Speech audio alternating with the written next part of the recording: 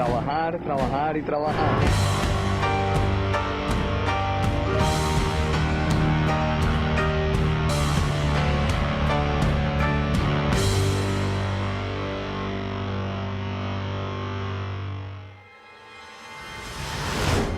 No hay duda de que los votos paramilitares ayudaron a elegir a Álvaro Uribe y han sido fundamentales para su gobierno.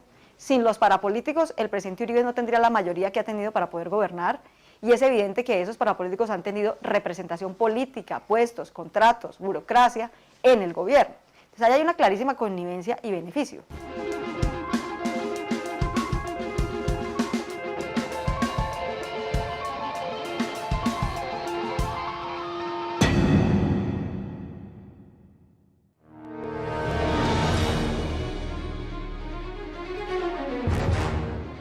Juro a Dios y prometo al pueblo cumplir fielmente la Constitución y las leyes de Colombia. Si así fuere, que Dios, esta corporación y el pueblo os lo premien, sino que Él y ella os lo demanden.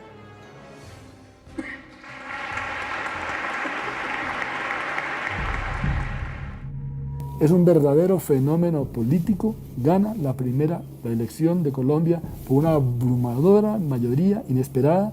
Los gobiernos, no solamente el segundo, sino también el primero del expresidente Uribe, se fueron convirtiendo en el ejercicio de una serie de hechos que conformaron una cadena criminal. Porque primero, como lo acabo de decir, están esos hechos del pasado un poco remoto, cuando Uribe no era presidente sino gobernador, cuando estaba ascendiendo en la política, y allí aparecen una serie de hechos que lo relacionan a él, a su familia, o a miembros de su familia, a su entorno político, con los paramilitares. Los fundadores y creadores de lo que se terminó llamando bloque metro son el señor expresidente Álvaro Uribe Vélez, Santiago Uribe su hermano, Santiago Gallón, Luis Villegas y Juan Guillermo Villegas.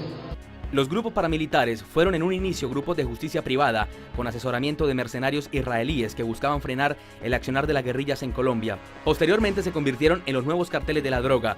Una vez consolidado su poder económico y territorial, estos grupos de extrema derecha fueron utilizados por los grupos económicos y políticos para reafirmar su poder en el país. Desde los años 60 que nosotros empezamos a investigar en el proyecto Nunca Más, hemos hablado de que aquí hay planes, que hay métodos, que hay estrategias diseñadas desde los sectores políticos, pero también desde el alto ejecutivo, para propiciar el que la oposición en Colombia sea acabada, sea exterminada. En 5 años, del 97 al 2002, solo en esos 5 años, los paramilitares cometieron solo en el departamento de Antioquia 106 masacres. Una masacre en Colombia se define por el asesinato en un mismo evento de por lo menos 4 víctimas. En el caso de Antioquia, cada masacre tuvo un promedio de 6 víctimas, a veces más, a veces menos, nunca menos de 4. Entonces, fue con esa ola de sangre. El mayor número de sindicalistas asesinados en Colombia es de Antioquia, ¿no? El mayor número de civiles asesinados en Colombia por parte de paramilitares es de Antioquia. ¡Continuar! Si a un enemigo hay que matarlo, yo digo hay que matarlo, pero no hay que torturarlo. Mientras la guerrilla vuelva a decir que es el poder lo que quiere, aquí nadie va a respetar a la guerrilla, ni a ningún gobierno que pretenda negociar con una guerrilla que dice cínicamente vamos a tomarnos el poder. Acepto que caen inocentes en la guerra, es inevitable, es doloroso. Hace 8 días me preguntaba a alguien si habían muerto niños en la incursión a Bolívar. Dije categóricamente no. Posterior a eso descubro de que hubo una niña de 6 años. Eso a cualquiera lo descompone. Durante el segundo día de audiencia de esta semana, Rodrigo Tobar Pupo, alias Jorge 40, reveló que Carlos Castaño llegó al punto de colocarle a sus hombres cuotas de asesinatos como meta. En ese entonces era de que había que causarle bajas al enemigo, ya sea en combate, ya sean estructuras de milicia o redes de apoyo, había que dar 1000 bajas al enemigo en menos de 15 días. Los grupos económicos y los grandes terratenientes lograron que gracias al accionar de los paramilitares, Colombia se convirtiera en el tercer país en el mundo con mayor número de desplazados. Más de 4 millones de colombianos tuvieron que abandonar sus hogares presionados por las armas paramilitares. 5 millones de hectáreas fueron despojadas, según la Comisión de Reparación y Reconciliación. De Santo Domingo Meta. Me vine por lo que me mataron a mi esposo, a los 6 meses me mataron a mi hijo y ahora estoy amenazada yo y mi otro hijo que me quedó. Los paramilitares son los que nos amenazan, porque como no quieren que denunciemos lo que estamos denunciando, ellos no quieren eso, entonces ellos querrán mejor acabar con todo para quedar libres de todo, yo no. Vivía en la vereda de la Cooperativa, municipio de Vistahermosa. Tuve que salir por amenazas del ejército y los paramilitares. Amenazas que me fueron haciendo constantemente por escrito y por razones que me mandaban con los mismos amigos y los demás presidentes de Junta de Acción Comunal. Puesto que yo soy la presidenta de la Junta de Acción Comunal y hago parte o soy coordinadora de la Comisión de los Derechos Humanos. Yo salí el 28 de marzo del 93, antes del asesinato de los muchachos. Prácticamente que la causa que tenían las personas que vivíamos allá era que porque teníamos la finca ahí. Entonces esa era la única justificación que uno encontraba de parte de los adversarios, de que ellos querían las tierras, entonces para poder sacar a la gente de allá, empezaron a matar, de a uno, de a dos, de a tres. Entonces la gente se desplazó y después que se desplazaron, inclusive antes de desplazarse, ya los contactaban para comprarle las tierras. Y el que no vendía, pues lo mataban y le compraban a la viuda. Esa era la frase popular que ellos utilizaban. Además de la gran violencia generada por estos grupos de extrema derecha, la cual se envuelve hoy en una cortina de impunidad, otro de los episodios que marca la historia de Colombia durante el gobierno de Álvaro Uribe es la parapolítica. Además de los empresarios y los terratenientes, que en muchos casos eran los mismos, los políticos, especialmente los aliados del expresidente Uribe, también aprovecharon esa máquina de muerte para llegar al Congreso. Más de 98 parlamentarios fueron investigados por la Fiscalía por sus vínculos con los paras. Hasta el momento, 35 de los políticos han sido condenados. Según uno de los excomandantes, Salvatore Mancuso, el paramilitarismo se convirtió en una política de Estado. Dijo Mancuso ante la justicia colombiana que el paramilitarismo es orquestado por los grupos económicos y alimentado por los militares.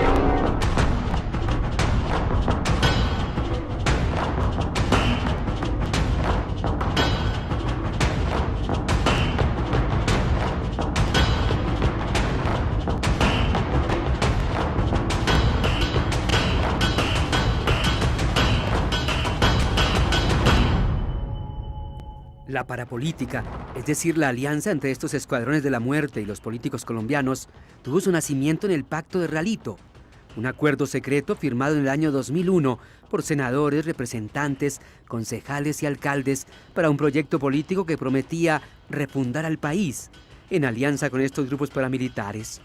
Su propósito final era alcanzar el poder, la presidencia de la República. Pues esa es la vinculación entre dirigentes políticos regionales y nacionales con un grupo ilegal, los paramilitares, para hacerse al poder local y al poder regional e influir en el poder nacional mediante el uso indebido de las armas en la política. La alianza garantizaba a los políticos altas votaciones por el hostigamiento de los grupos paramilitares a la población, recurriendo hasta el asesinato y el destierro de sus rivales. Llegaron a tener en nuestros cálculos cerca de 2 millones de votos que son decisivos en cualquier elección en Colombia. Recordemos que el presidente de la República se elige con 6 millones de votos aproximadamente. Entonces realmente se volvieron un poder decisivo. Sin ellos no se hace mayoría, sin ellos no se pueden tomar, digamos, decisiones políticas contundentes, y ellos han dado ese favor, ese poder, digamos, a su favor.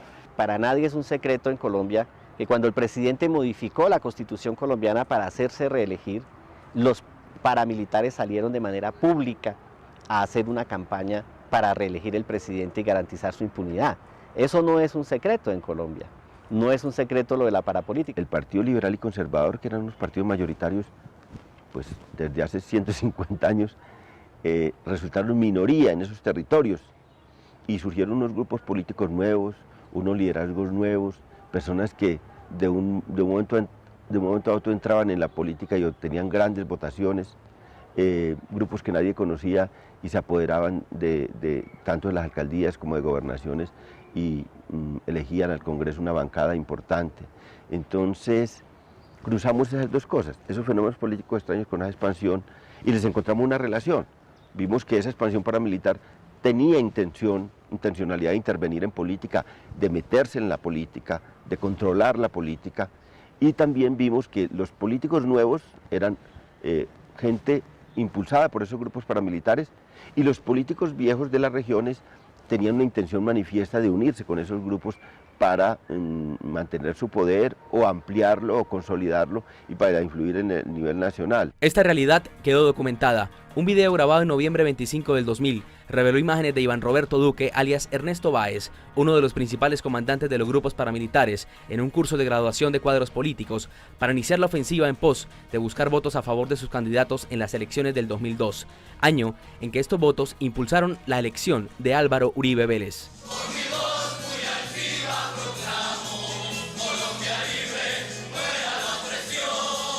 Un año después, este mismo jefe paramilitar se reúne con un grupo de habitantes del puerto petrolero en Barrancabermeja para anunciarles cuál era el candidato por el que debían votar. Con el liderazgo de las Autodefensas Unidas de Colombia, estamos lanzando una lista única al Senado de la República por todo el Magdalena Medio Unido. Una lista encabezada por el doctor Carlos Clavijo y el doctor Carlos Higuera, dos hombres de bien. Días después de este exaltado discurso, el ganadero Carlos Clavijo fue elegido al Senado de la República. Era su primera participación en un debate electoral y gracias al apoyo y presión armada de los paras obtuvo más de 57.000 votos. Su compañera de fórmula a la Cámara de Representantes en Antioquia era Rocío Arias, una destacada líder uribista y que es hoy otro de los detenidos por sus vínculos con los paramilitares. Ha cogido los cargos, se ha aceptado el concierto para delinquir. Por eso es que a los parapolíticos se les juzga por concierto para delinquir, porque evidentemente, aunque pueda que ellos directamente no hayan asesinado a nadie, ellos se beneficiaban de que los otros eran capaces de matar a los demás, ¿no? Y por la vía de que imponían tanto. Entonces imagínense una persona que después de que ha cometido miles de asesinatos en un pueblo, ¿no?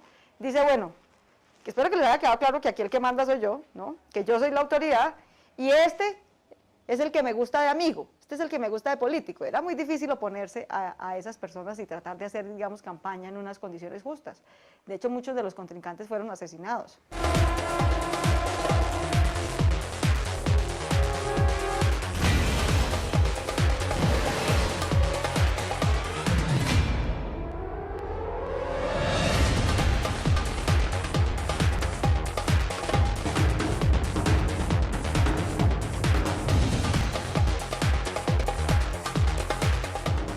Entre los políticos encarcelados y condenados por sus vínculos con los grupos paramilitares se encuentran congresistas, gobernadores, diputados regionales y alcaldes, embajadores, algunos de gran renombre como Álvaro Araujo, hermano de la ex canciller Consuelo Araujo, quien tuvo que renunciar. Quiero compartir con ustedes el resultado de una decisión que tomé y que compartí y tuve la oportunidad de conversar con el señor presidente ayer en la noche. Una decisión que en resumen se traduce en que me voy del gobierno. También Álvaro García, un senador de larga trayectoria, condenado a 40 años de cárcel.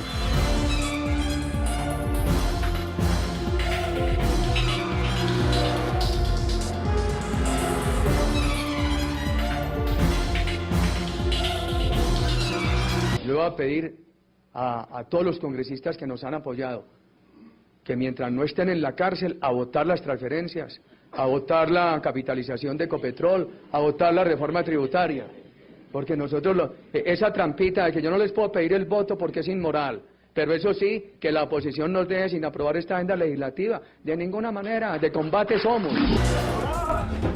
¡Asegurado, asegurado! Buenas noches. Por favor, acompáñenme por acá. Y esto aquí, por favor.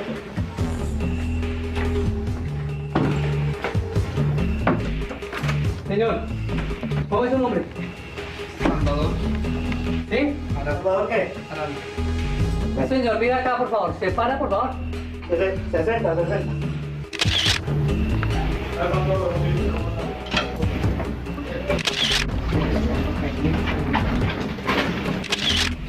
No permita eso.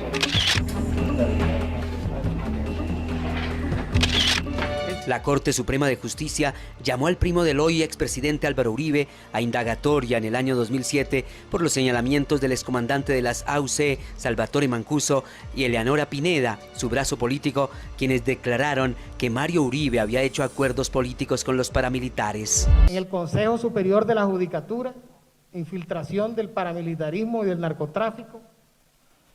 En la empresa social del Estado Luis Carlos Galán, dirigida por Faruk Urrutia, colaborador de la autodefensa, casualmente sobrino del doctor Ricardo Maya. En la Corporación Autónoma Regional de Cundinamarca, la CAR, donde teníamos llegada a través del senador Diez Malov.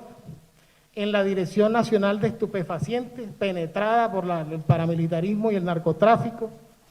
El Ministerio del Interior, el Ministerio de Relaciones Exteriores, el Ministerio de Agricultura, el Ministerio de Transporte, el Ministerio de Comunicaciones, el Ministerio del Ambiente, la doctora Sandra Suárez, posiblemente colaboradora de las autodefensas, la Superintendencia de Vigilancia y Seguridad Privada, Indumil, utilizando documentación de Indumil, el DAS ingresó fusiles para las autodefensas y para el cartel del norte del Valle. El 31 de octubre, quien en ese entonces era el candidato presidencial Álvaro Uribe Vélez, aparece en una reunión con viejos conocidos, 6 jefes paramilitares que habían obtenido el título de comisarios políticos con el comandante Iván Roberto Duque.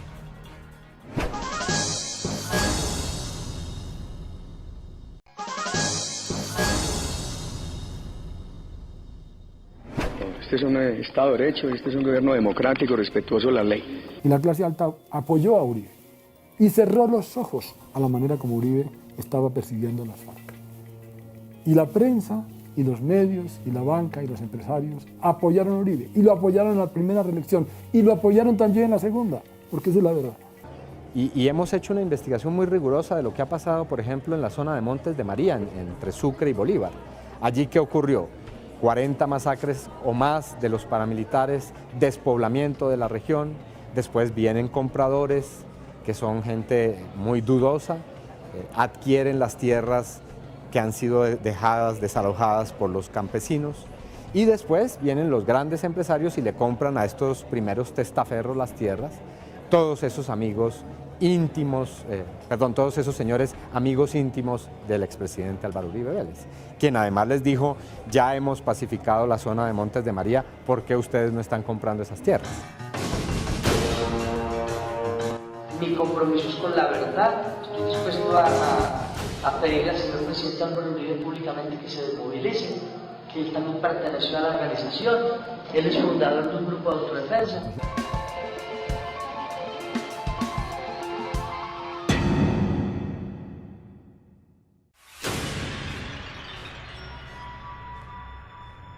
La popularidad de Uribe fue en constante aumento, gracias al respaldo de los medios de comunicación y los sectores empresariales. Un escenario propicio para hacer realidad su proyecto político, que inicialmente fue presentado como una propuesta que se extendería hasta el año 2019. El proyecto político de Álvaro Uribe, de corte neoliberal, privilegiaba a los empresarios, a los que ofreció prebendas especialmente para el cultivo de la palma de aceite. Uribe esperaba ser reelegido por lo menos 5 veces para que su proyecto se realizara, pero la reelección solo sería posible si la Constitución se sometía a una reforma. Un aspecto que no representaba mayor obstáculo para Uribe, pues desde la presidencia y utilizando todo su poder, impulsó la reforma para hacerse reelegir. A los votos de los parlamentarios se les fijó precio. 2 parlamentarios, Gidis Medina y Teodolindo Avendaño, fueron comprados por el gobierno Uribe para garantizar su reelección. Yo estuve reunida con el doctor Iván y me dijo que cuidado, iba a hablar algo, porque si no el gobierno menos iba a cumplir, y que era muy fácil que yo apareciera asesinada o que me accidentaran y dijeran la atropellaron y se murió. Según ella, Díaz Mateus le había recomendado callarse y no molestar al gobierno. Mire, China, lo mejor es pedir y ir recibiendo poco a poco, porque tú sabes que el gobierno es lento en esas cosas y mejor no tratar de hacer daño al gobierno, porque ellos al fin y al cabo son el gobierno y usted puede aparecer accidentada o muerta. Bueno, después se supo, porque yo de momento sabía lo que ella había dicho, después se supo que ofrecieron notarías, que ofrecieron puestos en el Ministerio de Salud, que hubo dinero, toda clase de prebendas, puestos en, según se dijo, en salud fundamentalmente y en notarías. Y a través de eso pues ellos cambiaron su voto. Por fortuna la Corte Suprema de Justicia, después de la confesión que hiciera doña Gidis ante Daniel Coronel, pues vio que eso era cierto y terminó condenando a Gidis y a Teodolindo. El 25 de junio de 2008, la excongresista Gidis Medina fue condenada por la Corte Suprema de Justicia a pagar 50 meses de prisión, luego de que confesara que había vendido su voto a favor del presidente Uribe. Por una confesión semejante fue también condenado a 8 años de prisión el congresista Teodolindo Avendaño por los delitos de enriquecimiento ilícito de particulares y cohecho propio. Lo grave del caso es que hasta estas alturas de la vida, aquellos de donde que hicieron el ofrecimiento, según se dice, de autos, que eran Sabas Pretel de la Vega y el ministro Palacios, están por la calle, que yo sepa, no sé qué más habrá pasado ahí. Yo quiero que el país me crea, quiero que el país me crea que Álvaro Uribe Vélez fue reelegido mediante fraude. Eso es lo que yo quiero que el país me crea.